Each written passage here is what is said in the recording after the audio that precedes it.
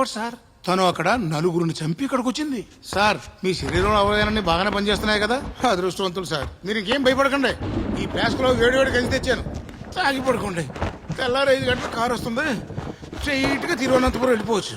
బయట బాగా చలిగా ఉంది, పైగా వర్షం కూడా వస్తుంది. మీరు హాయిగా పడుకోండి, మీకు తోడుగా నేను కూడా ఇక్కడ పడుకుంటాను. నువ్వేం చేస్తున్నావు అంతని? అదే సార్, మీకు తోడుగా పడుకుందాం. ఏం అక్కర్లేదు, వెళ్ళి బయట పడుకో. సార్ నేను ఇక్కడ పడుకోవడం మీకు ఏమైనా ఇబ్బందా సార్? అవును, నాకు ఇబ్బంది. ఓ, వద్దంటే వద్దు, నేను వెళ్ళి బయటే పడుకుంటాను. ఏమొచ్చినా మీరు అనిపించాలి. Good night sir.